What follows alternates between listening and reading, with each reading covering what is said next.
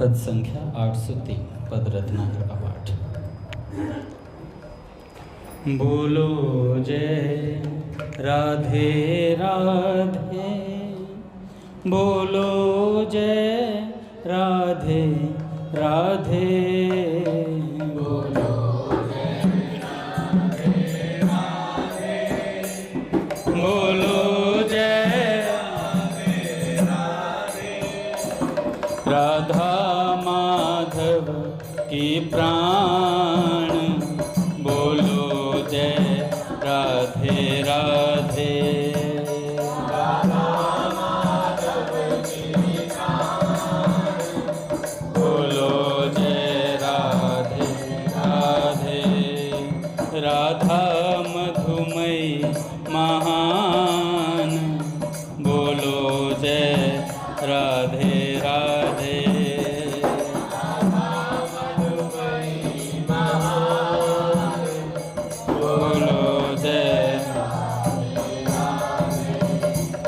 राधा वृषभानु दुलारी, राधा श्री कीर्ति कुमारी, राधा वृषभानु दुलारी, राधा श्री कीर्ति कुमारी।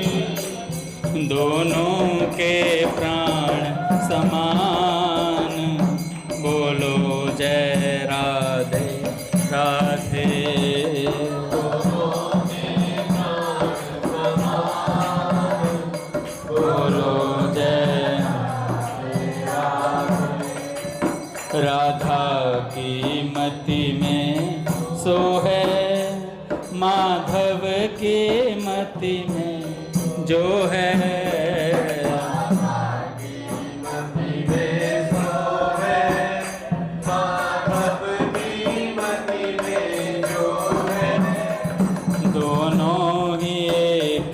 मतिमान, बोलो जय राधे राधे।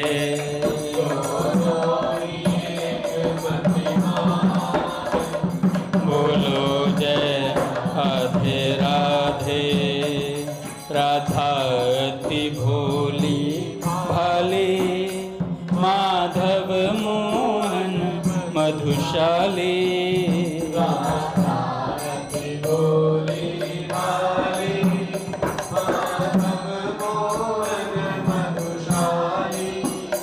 दोनों के न्यारी पान, बोलो जय राधे राधे।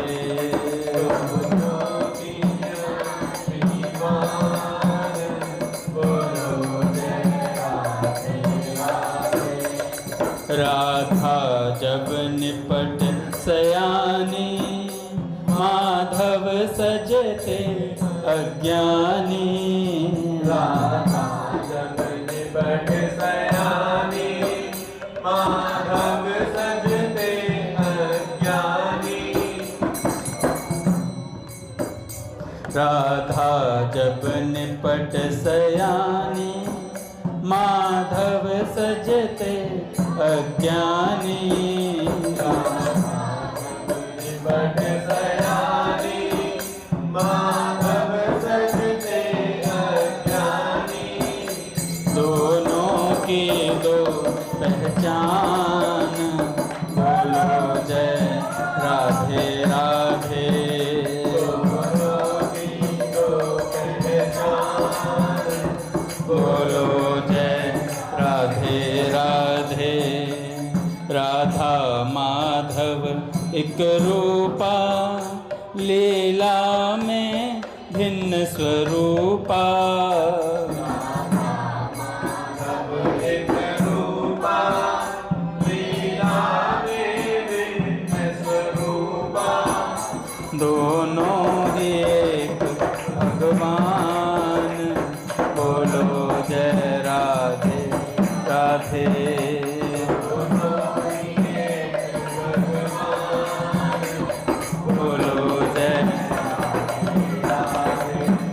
राधा माधव की माया, माधव राधा की छाया।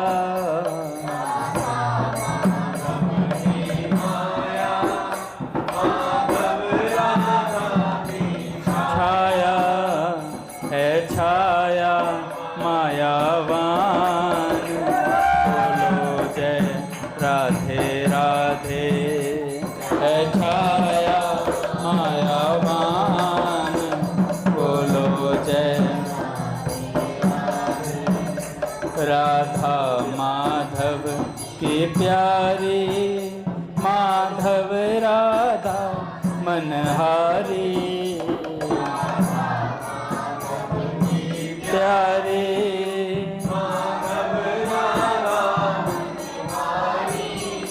दोनों के प्राण बोलो जय राधे राधे के प्राण बोलो जय राधा मन में जो आती माधव को वही सुहाती जो आती माधव को वही सुहाती दोनों की राय समान बोलो जय राधे राधे दोनों की राय समान बोलो जय राधे राधे राधा को सोई सुहावे माधव मन में जो आवे राधा को सोई सुहावे माधव मन में जो आवे दोनों का एक मन जान बोलो जय राधे राधे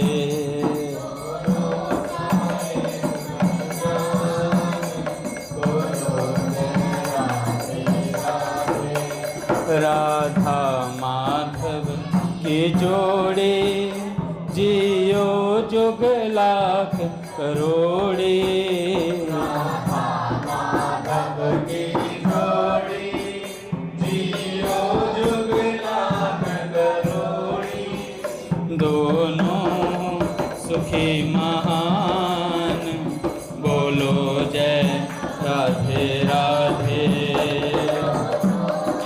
सुखी मान बोलो जय राधे राधे बोलो जय राधे राधे बोलो जय राधे राधे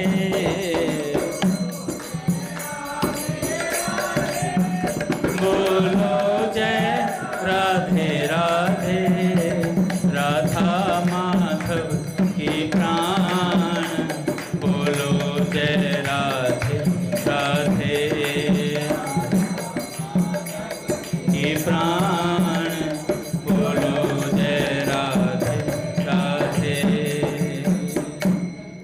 राधा माधव सरकार की जय पूज्य श्री भाई जी महाराज की जय पूज्य श्री राधा बाबा की जय पूज्या मैया की जय अपने प्यारे भैया की जय पूज्य दादा की जय भक्तवत्सल भगवान की जय हरि बोल। बड़े सौभाग्य का क्षण है कि आज भी हमें सत्संग और कीर्तन का परम लाभ प्राप्त हो रहा है। पहले स्वामी जी के कुछ वाक्य सुनेंगे, उसके बाद कोई भक्त चरित्र।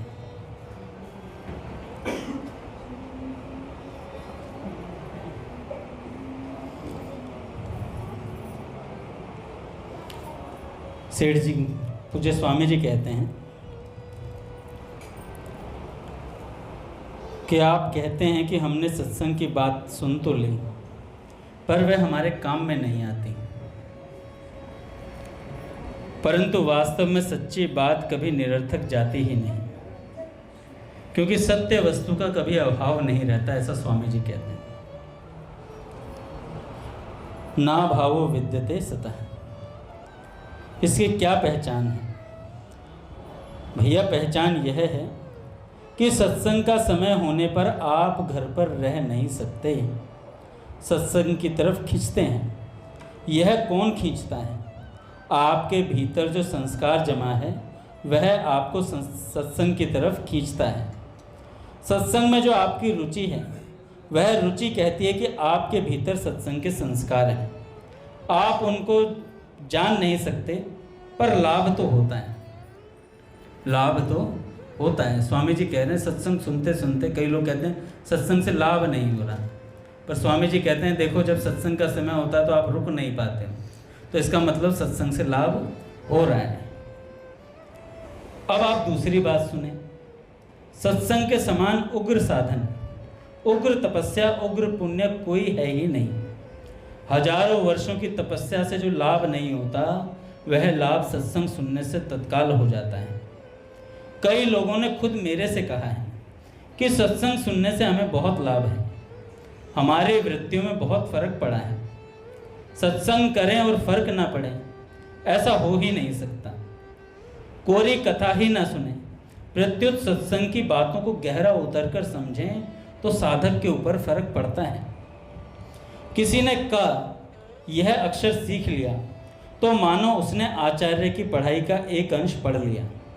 उसने क ख ग ड़ ये 5 अक्षर पढ़ लिए, लिखाओ तो वह 5 अक्षर लिख देगा, पर घ ऐसा लिखकर पूछो कि क्या क्या है तो वह जल्दी नहीं बता सकेगा। वह क ख ग घ हाँ यह घ है, इस प्रकार सोचकर बता देगा। जल्दी नहीं बता पाने से ऐसा नहीं कह सकते कि उसकी पढ़ाई नहीं हुई, यह आचार्य की पढ़ाई का एक चिन्ह है। ऐसे ही सत्संग की बात समय पर काम नहीं आती, यह बात आपके भीतर पैदा होती है तो यह आपके सत्संग का ही चिन्ह है। जो सत्संग नहीं करते उनके भीतर यह बात पैदा ही नहीं होती कि मेरे सत्संग की बात काम नहीं आती, ये बात उसके मन में आएगी ही नहीं। तीसरी बात स्वामी जी कहते हैं, देखो भाई भूख लगने पर भोजन किया जाए तो भोजन का ठीक पाचन हो जाता है और उससे शक्ति आती है। बिना भूख के भोजन किया जाए तो उसका पाचन, ठीक पाचन न होने से शक्ति नहीं आती। ऐसे ही आपको सत्संग की भूख लगती है और आप उसको ढूंढते हैं, इधर उधर जाते हैं और फिर सत्संग मिलता है तो फिर सत्संग की बात आप पर असर करती है।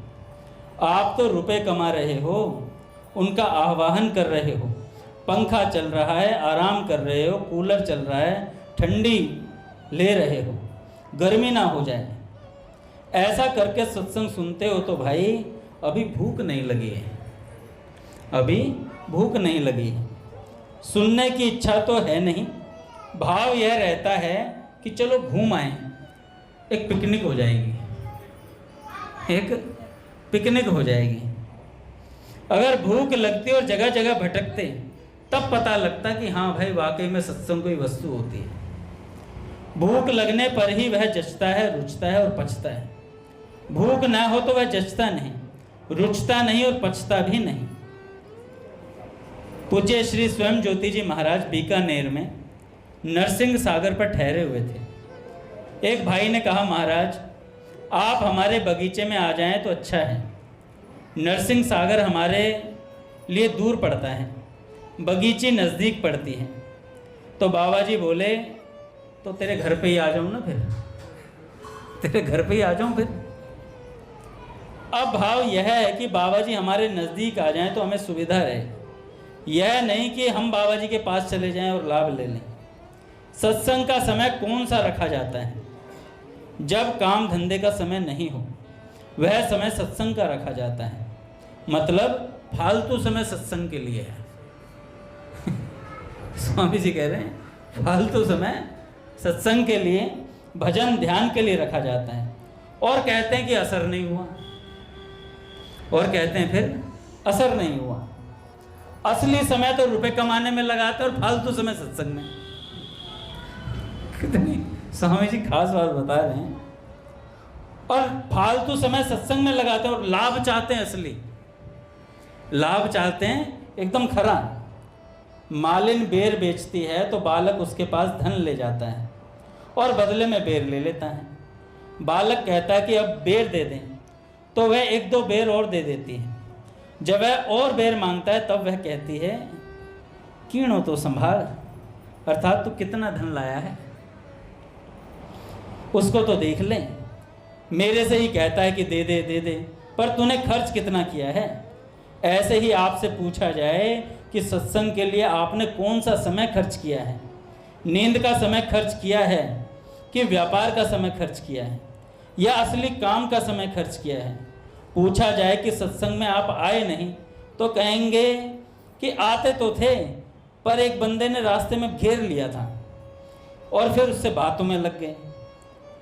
फिर तो देखा तो ओहो, सत्संग का समय फुर्र हो गया, इसलिए महाराज जी आ नहीं पाए। महाराज जी से कहते हैं। पूछा जाए कि कल क्यों नहीं आए तो कहेंगे कि महाराज मुकदमे की बात आ गई थी, उधर चले गए थे, इसलिए नहीं आ सके। अच्छा, फिर परसों क्यों नहीं आए? स्वामी जी कहते हैं तो कहेंगे महाराज क्या करें, ऐसी बात थी कि भोजन करके पलंग के सहारे हुए तो नींद आ गई। नींद खुली तो देखा आहा, सत्संग का समय तो हो गया। अब जाकर क्या करेंगे? घर का कोई काम ना हो, बात करने के लिए कोई आदमी ना मिले, नींद भी नहीं आए, ऐसे फालतू समय में सत्संग करना चाहते हो? ऐसे फालतू समय में सत्संग करना चाहते हो? पहले आप अपना कीड़ा तो संभालो, यह तो देखो कि आप कितना खर्च करते हो, फिर देखो लाभ होता है कि नहीं होता है। आप जितनी लगन से यहाँ आते हो उससे ज़्यादा लाभ आपको होता है, यह एकदम पक्की बात है, सच्ची बात है। आप जितना खर्च करते हो उसकी अपेक्षा ज़्यादा लाभ होता है, इसमें मेरे को संदेह नहीं है। अगर ज़्यादा खर्च करोगे तो ज़्यादा लाभ होगा। सत्संग की बातें कुछ काम नहीं आती, मन में बात पैदा होती है, सत्संग की बातें कुछ काम नहीं आती, ऐसा लोगों ने कहना शुरू कर दिया। सत्संग सुनने से क्या लाभ होता है, ऐसा एक ने कहा, फिर दो ने कहा, फिर तीन ने कहा, फिर चार ने कहा और फिर हल्ला मचा दिया कि सत्संग सुनने से कोई लाभ नहीं हो रहा है। अच्छे आचरण वाले 8-10 ब्राह्मण थे, उनके मन में आ गई कि ये लोग मदिरा पीते हैं, हम यदि पी लें तो हमें पंक्ति से बाहर कर दें, पर हम एक बार देखें तो सही कि इसमें कितना रस है, इसमें कितना रस है। वे सब एक जगह इकट्ठे हुए और सभी दरवाजे बंद कर लिए जिससे भीतर कोई नहीं आए, और अब वो ब्राह्मण लगे पीने। देखो तो सही पीने में कितना रस है। थोड़ा नशा आया तो एक ने कहा हल्ला मत करो, दूसरा बोला हल्ला मत करो, तीसरा बोला देखो हल्ला मत करो, हल्ला मत करो, हल्ला मत करो, और हल्ला हो गया। सारे शराबियों ने हल्ला मचा दिया। ऐसे ही एक ने कहा सत्संग की बात काम नहीं आती, दूसरे ने कहा हाँ काम नहीं आती, फिर तीसरे ने भी कह दिया हाँ काम नहीं आती, कुछ फर्क नहीं पड़ रहा है, बेकार है, चला हटा। इस प्रकार हाँ में हाँ मिला दी, हल्ला मचा दिया। ठंडे दिमाग से विचार नहीं करते कि सत्संग की बातें कितनी काम में आई और कैसे कैसे काम में आई। सत्संग की बातें काम में आती हैं, ऐसा मैंने देखा है। जो आदमी सत्संग करने वाले हैं उनके बीच आपस में खटपट मचती है और उसको मिटाने जाते हैं तो वह बहुत जल्दी मिट जाती है, परंतु जो सत्संग नहीं करते उनकी खटपट को मिटाने जाते हैं तो मिटती नहीं, उल्टा हमसे ही लड़ पड़ते हैं। यह बीती हुई बात है। हमने तो गांव में भटक कर देखा है कि जिन गांवों में 100-200 वर्ष से कोई संत नहीं आए, सत्संग नहीं हुआ, वहाँ के लोगों का आचरण बिल्कुल भूत प्रेतों और पशुओं जैसा है। परंतु जिन गांवों में संत आए हैं, सत्संग हुआ है, उन गांवों में दूसरे गांव से कुछ विलक्षणता है। जिन प्रदेशों में अच्छे संत व्याख्यान देते हैं और सुनने वाले रुचि से सुनते हैं, वहाँ के आदमियों में दूसरों की अपेक्षा बहुत फर्क होता है। सत्संग सुनने से आप में क्या फर्क पड़ा, इसका पता आपको तब लगेगा जब आप दूसरों के साथ मिलोगे और उनकी बातें सुनोगे। जब आप ऑफिस में जाते हो तब पता लगता है कि हम में और उन लोगों में फर्क क्या है, बात समझ में आ जाती है क्लियर। एक सत्संगी भाई ने मेरे को बताया, जब मैं कटनी गया तब वहाँ के लोगों से मिलने पर और बातचीत करने पर पता लगा उनसे तो हम बहुत अच्छे हैं। जो सत्संग नहीं करते ऐसे आदमियों की बातें आप सुनो, उनका व्यवहार देखो तो आपको होश होगा कि सत्संग की बात कितने काम में आती है, कितना फर्क पड़ता है। कोयल भी काली होती है और कौवा भी काला होता है, परंतु जब बसंत ऋतु आती है तो कोयल पीऊ पीऊ करती है और कौवा काएं काएं करता है। वाणी से उनके भेद का पता लगता है। इसलिए भैया गोस्वामी जी ने कहा है, मज्जन फल पेखई तत्काला काक हुई पिक बकऊ मराला। पट खोलेंगे महाराज। श्री राम जय राम जय जय राम।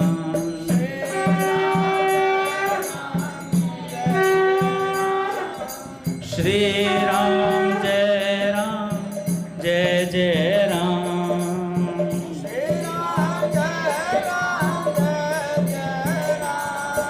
श्री राम जय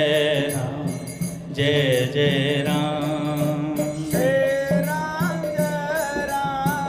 जय जय राम। जय जय श्यामा जय जय श्याम।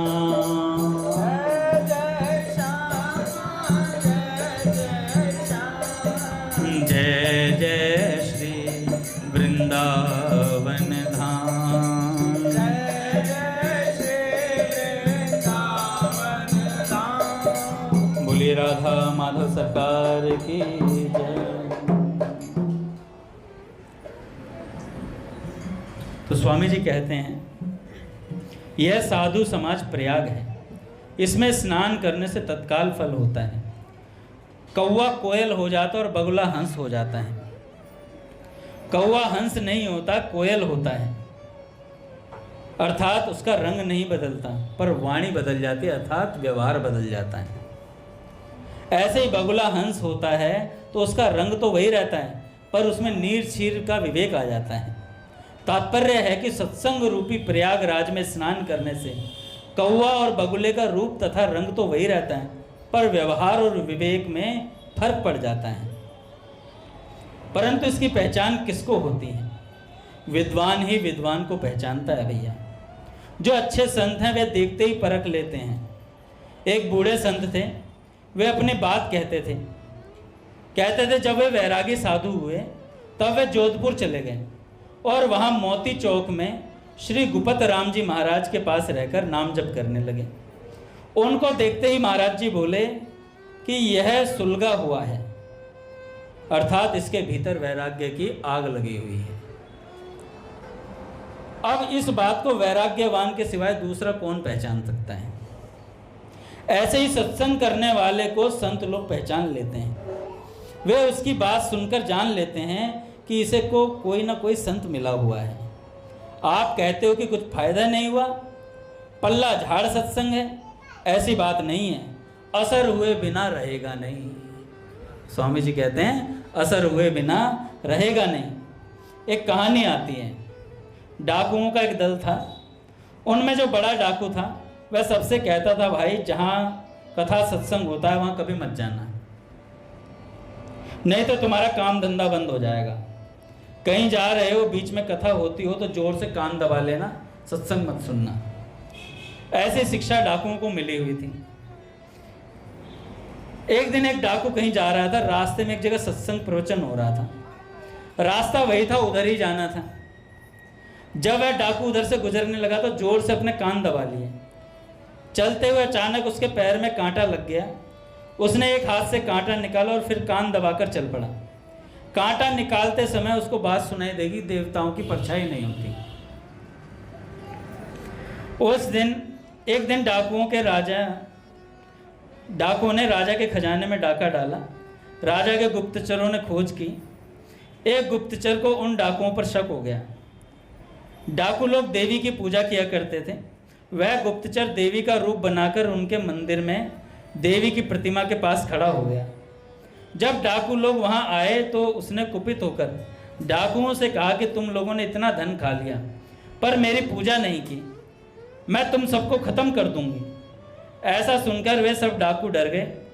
बोले कि क्षमा करो, हमसे भूल हो गई, हम जरूर पूजा करेंगे। अब वे धूप दीप जलाकर देवी की आरती करने लगे। उनमें से जिस डाकू ने कथा में सत्संग की बात सुनी थी कि देवताओं की परछाई नहीं होती, उसने बोला सरदार से, सरदार ये देवी नहीं है, क्योंकि देवी की छाया नहीं पड़ती, पर इसकी तो छाया पड़ रही है। ऐसा सुनते ही डाकुओं ने देवी का रूप बनाए हुए उस गुप्तचर को पकड़ लिया और लगे मारने। वे बोले कि चोर तो तू है, हम कैसे हैं, हमने चोरी की ही नहीं, वह गुप्तचर वहां से भाग गया। सत्संग की बात सुनने से फर्क पड़ गया। देखो, सत्संग की एक बात सुनने से फर्क पड़ गया। एक ने सत्संग सुना ही नहीं, एक ने सत्संग सुना, तो दोनों में फर्क हुआ कि नहीं?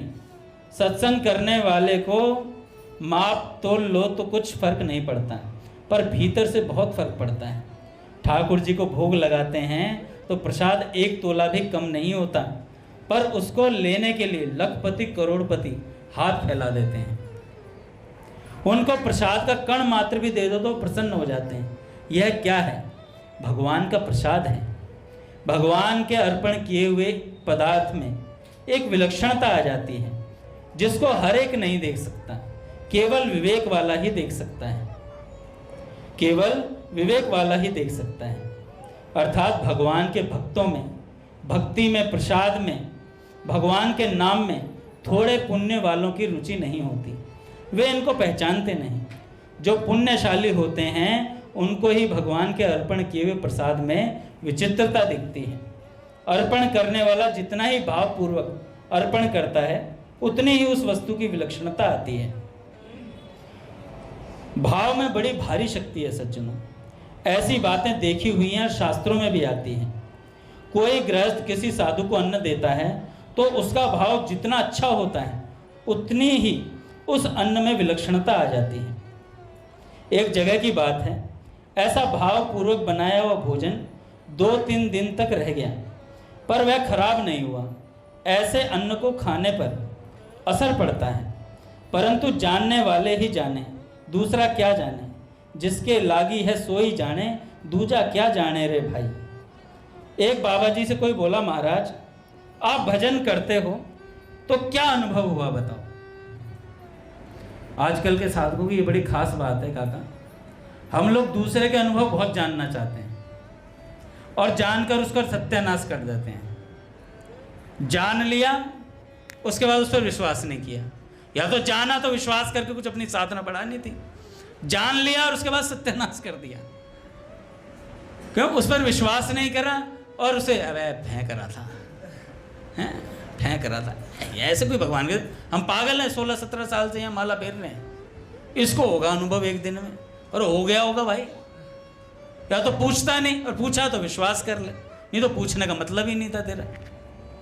तो दूसरों के अनुभव को जानने से अच्छा है अपनी साधना बढ़ाएं, और जानना है तो फिर भैया अपने गुरुजनों से जाने कि महाराज क्या है कहानी आगे की। नहीं तो हमें विश्वास नहीं करेंगे तो अश्रद्धा होगी, तो अपराध बनेगा। एक बाबा जी से कोई बोला, महाराज आप भजन करते हो तो क्या अनुभव हुआ बताओ। बाबा जी कुछ बोले नहीं, वह ज़्यादा पीछे पड़ गया तो बाबा जी ने उसकी पीठ पर पत्थर मारा। उसने पूछा कि पत्थर क्यों मारा। बाबा जी बोले तो क्या हुआ। वह बोला कि पीड़ा हो रही है। बाबा जी ने कहा पीड़ा को दिखाओ कि कैसी पीड़ा है, पीड़ा को दिखाओ कि कैसी पीड़ा है। वह बोला मैं कहता हूँ ना बाबा मुझे पीड़ा हो रही है, आपको क्या पता। जब पीड़ा भी नहीं दिखा सकते तो फिर पारमार्थिक बात और पारमार्थिक लाभ तुझे कैसे दिखा सकता हूँ। जब तू अपना दर्द नहीं दिखा पा रहा है तो मैं पारमार्थिक लाभ कैसे दिखा दूँ। सज्जनों, सत्संग से फर्क ना पड़े ऐसा कभी हो ही नहीं सकता। बहुत विचित्र फर्क पड़ता है। उस विचित्रता को जानकर आदमी ही जान सकते हैं, दूसरे नहीं जान सकते। साधारण आदमी तो कहेगा कि तुम्हारे में क्या फर्क पड़ा, हमारे जैसे ही तो तुम हो, हाथ पांव नाक कान आदि में क्या फर्क पड़ा, सब कुछ एक जैसा ही तो है। पूज्य राजेश्वरानंद जी महाराज एक कथा सुनाते हैं। एक बार एक संत ट्रेन में चढ़े तो एसी डब्बा था, उसमें एक सेठ भी चढ़ गया। सेठ ने जैसे संत को देखा तो बिदक गया। अरे यार जब चोला पहन लिया तो वैराग्य वाला, तो वैराग्य धारण करो, एसी डब्बे में यात्रा कर रहे हो, बताओ यार कोई मतलब होता है। ऊपर से लगेज इतना लेकर चल रहे हैं, ये कोई बात होती है। और सुनाने लगा महाराज। तो उसकी बातें सुनकर संत ने कहा भाई तुम्हें वैराग्य के बारे में बड़ा पता है, लगता सत्संगी आदमी हो। अरे हाँ बहुत सत्संग सुना है हमने, बहुत सत्संग सुना है। पता नहीं वहाँ की कथा यहाँ की कथा, पता नहीं कितनी कथा सुन डाली। तो मैंने बहुत सत्संग सुना, अरे फिर तो खूब गुजरेगी। संत ने कहा बढ़िया बात है, मैं संत हूं और तुम सत्संगी हो, आपस में भगवान की वार्ता करते चलेंगे। कह रहे अरे यार तुमसे क्या वार्ता करनी, एसी क्लास के डब्बे में तुम यात्रा करो, कोई बात होती है? कहाँ गया वैराग्य? कह रहे अरे बात करेंगे, डिस्कस करेंगे, फिर वैराग्य पे चर्चा। बैठो तो सही एक बार। महाराज बैठ गए। अच्छा किसी को यूं कह दो तुम सत्संगी हो तो फिर आंख चढ़ा ही रहता है, फिर ऐसा लगे जैसे समाधि में ही है वो व्यक्ति, आदमी नॉर्मल रह नहीं सकता, फिर वो आदमी जैसा व्यवहार ही नहीं होता फिर उसका। तो बैठे हुए संत को देख रहे थे ग्लानि के भाव से। इतने में क्या हुआ, स्टेशन आया। जैसे बीच में आते हैं ना 2-4-10 मिनट के लिए कहीं रुकते हैं, तो ऐसे रुके। तो संत भगवान ने कहा चलो चाय पीते हैं बाहर चल करके, बैठेंगे, थोड़ी हरी चर्चा हो जाएगी, और थोड़ी देर बैठते हैं। तो उन्होंने कहा ठीक है चलो बैठ लेते हैं। बैठे, चाय मंगा ली, चाय पीने लगे। चाय पीते पीते कुछ भगवत चर्चा संत ने छेड़ दी चलते चलते, और वो 10 मिनट ट्रेन रुकनी थी, 10 मिनट रुक के 10 मिनट के बाद चल दी। तो जैसे ही चलने लगी तो संत भगवान ने हाथ पकड़ लिया सेठ का।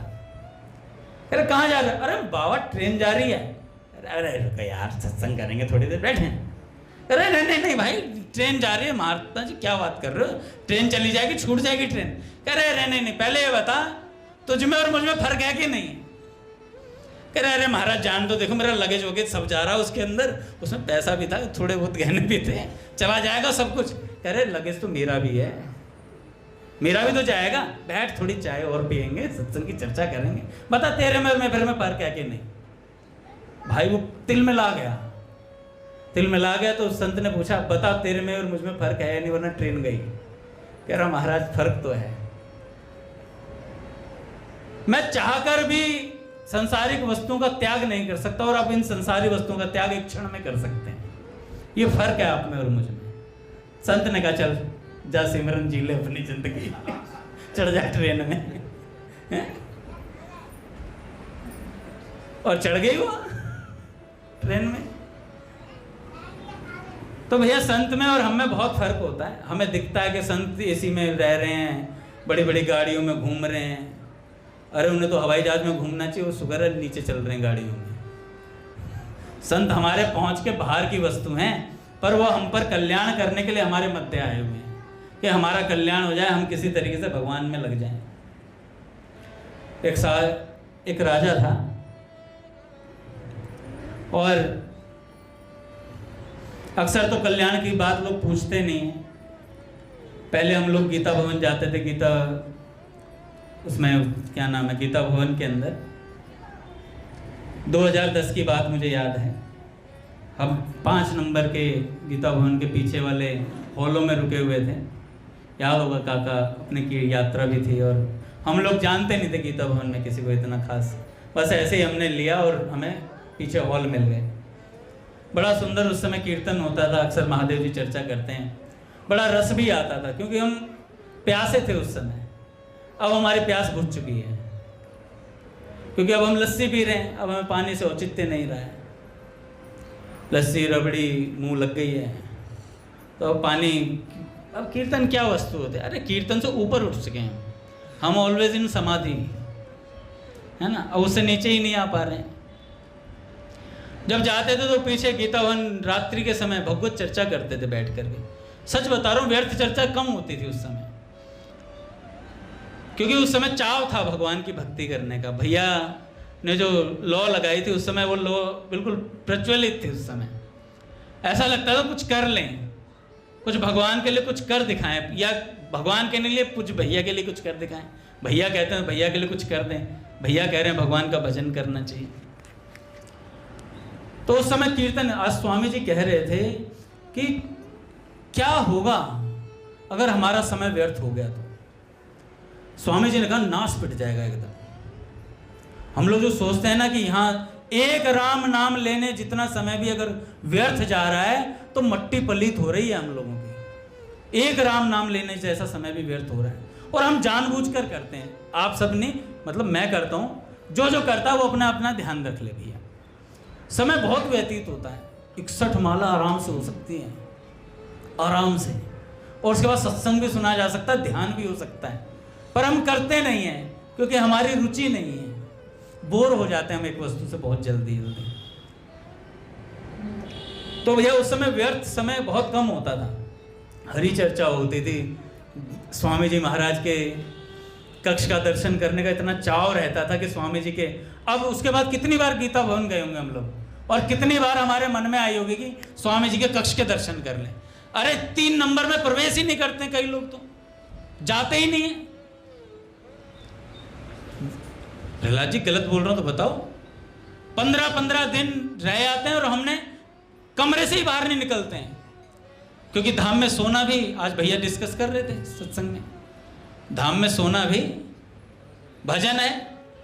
और जो भजन कर रहे तो फिर वो क्या है? जब सोना भजन है और भजन कर रहे तो फिर क्या है वो चीज?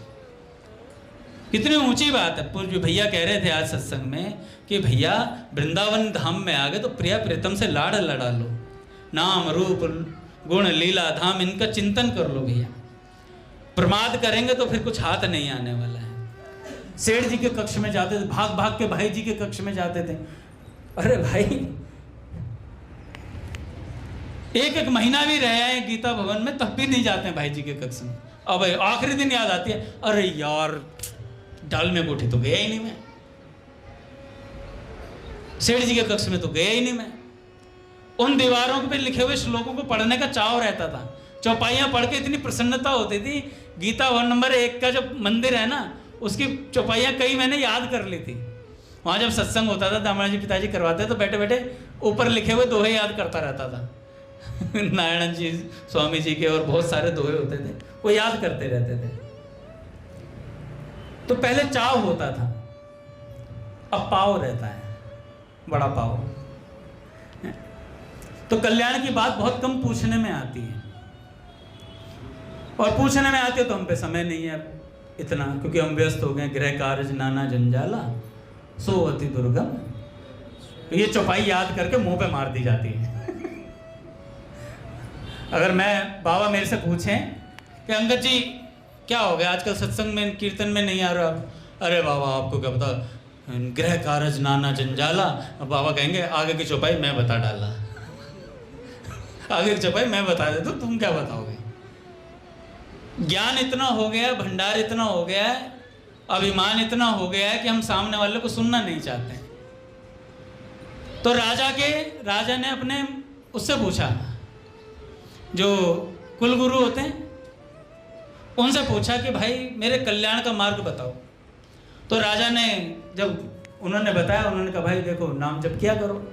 तो कह रहे राजा हूँ यार गुरुदेव, समय कम मिलता है, नाम जप नहीं कर पाऊंगा। सत्संग सुन लिया कर। अरे गुरुदेव नाम जप का समय नहीं, सत्संग का कहाँ से मिलेगा? कह रहे यार नाम जप नहीं कर सकता, सत्संग नहीं कर सकता, और क्या करेगा? तो दान कर लिया कर। वृत्ति नहीं है मेरी। क्या कमाल का आदमी, सत्संग कर नहीं सकता, नाम तो जप नहीं सकता, दान में तेरी वृत्ति नहीं है। कह रहे कुछ और उपाय बताओ। तो उन्होंने कहा कि तू ऐसा कर, खाना खाने के बाद क्या करता? कह रहे महाराज गुरुदेव घूमता हूँ थोड़ी देर, और घूम करके थोड़ा पच जाता है तो इसलिए। कह रहे कहाँ घूमते? कह रहे छत पे। कह रहे छत पे घूमते तो ऐसा करो थोड़े दाने ले जाया करो और पक्षियों को डाल दिया करो। तो उन्होंने कहा कि ठीक है गुरुदेव ऐसा कर दूंगा मैं, और दाना डालने लगा वो राजा। अब डालने लगा तो आदत बन गई, वो अमरीश पुरी वाली हाउ हाउ करके तो अपना रोज थोड़े से जेब में भर के ले जाता गेहूं के दाने, अब यूं डाल देता, पक्षी आ जाते। अब धीरे धीरे पहले जेब में लाता था, अब थैली लाने लगा, क्योंकि पक्षी बढ़ने लगे थे और बढ़ ही जाते हैं। आपने विवेक विहार की रेड लाइट पे देखा होगा कितने पक्षी मौजूद रहते हैं। गाजीपुर में देखा हो चील मौजूद रहती है, गाजीपुर में चील रहती है। मैं एक दिन आसमान देख रहा था काका, मैं कहा चील कहाँ चली गई सारी? पहले चील दिखाई दे जाती थी उड़ती आसमान में, 3-4 यूं घूमती रहती थी। देखा बाबा आपने? तो अब नहीं दिखती, क्योंकि अब वो गाजीपुर रहती है। वहाँ इकट्ठा मिल जाता, उन्हें कहीं जाने की जरूरत नहीं पड़ती। तो हाव करके वो डालते भैया राजा, धीरे धीरे धीरे कट्टा लाने लगे। थैली से काम नहीं चला, कट्टा लाने लगे और महाराज पूरे छत पे दाने बिखेरे और पक्षी पक्षी हैं। अब उनसे एक और बढ़ गए तो कह रहे अब मुझसे उठेगा नहीं, सैनिकों से बोल दिया, कह रहे 3 4 5 कट्टे ला के रख दिया करो, मैं अपने आप डालता रहूंगा। और महाराज अब ऐसे बढ़ते बढ़ते पूरे महल की छत पर दाने ही दाने और महाराज पक्षी पक्षी। अब एक दिन ऊपर से 2 हंसों का जोड़ा जा रहा था, उसने देखा यार हमारी जाति के इतने सारे प्राणी एक साथ, इतने सारे पक्षी एक साथ। तो हंसों का जोड़ा जो था वो उतर करके आया और छत पर बैठ गया। राजा ने देखा यार आज तो कबूतर कौओं की जगह 2 वाइट कलर के पक्षी आए हुए हैं। तो राजा फटाफट गुरुदेव के पास गया, गुरुजी आज विलक्षण पक्षी आए हैं। तो गुरुजी गए ऊपर और गुरुजी ने देखा तो गुरुजी तो जानते थे। गुरुजी ने कहा कि बेटा ये हंस हैं। तो ना गुरुजी मैं कैसे विश्वास करूं? कह रहे बेटा इनमें नीर छीर का विवेक होता है, रख के देख ले पता लग जाएगा। तो उसने राजा ने परीक्षा करी और वाकई में वो हंस थे महाराज। तब राजा ने कहा महाराज हंस आ गए हमारे यहाँ। तो गुरुदेव ने कहा कि बेटा तूने 2-4 दानों से शुरुआत करी थी, है ना, पहले तेरे यहाँ छोटे पक्षी आए, फिर बड़े पक्षी आए, फिर अब आज पर हंस आ गए। ऐसे ही अगर तू धीरे धीरे संतों की सेवा का एक आदत डालेगा ना, एक दिन पहले संत आएंगे, फिर एक दिन तेरे यहाँ द्वार पर परमहंस उतर आएंगे और तेरा कल्याण हो जाएगा। इतनी सी बात मान ले। तब से राजा ने उनकी बात मानी और महाराज संत सेवा में लग गया। ऐसे ही हमारे साथ है भैया, अगर हम छोटी छोटी बातें संतों की मान लेंगे तो एक दिन हम भैया भगवान तक पहुंच जाएंगे। ऐसी कोई बड़ी बात नहीं है। स्वामी जी महाराज कह रहे थे ऐसी कोई बड़ी बात, मैं तो इसी खोज में निकला था कि जीव का जल्दी से जल्दी और सरलता से कैसे कल्याण हो जाए, इस बात की खोज में निकला था। और वो खोज मैं आप लोगों को अंतिम प्रवचन में स्वामी जी ने बता के गए। स्वामी जी ने कहा कि हम भगवान के, भगवान हमारे अपने हैं, एकदम खासम खास हैं, संबंध है अपना। हे नाथ मैं आपको भूलूं नहीं, ऐसे ऐसे छोटे छोटे मंत्र दे करके गए हैं। बस इन मंत्रों को मानने का काम है, मानने से बात बनेगी। नहीं तो किताबों में और संतों की लाइन लगी पड़ी है भैया, कितने विचार पढ़ लो, कितनी बातें पढ़ लो, मानोगे तो लाभ होगा, नहीं मानोगे तो कोई लाभ नहीं होगा। बोलिए भक्त वत्सल भगवान की जय। आरती करते हैं महाराज। भगवती भैया।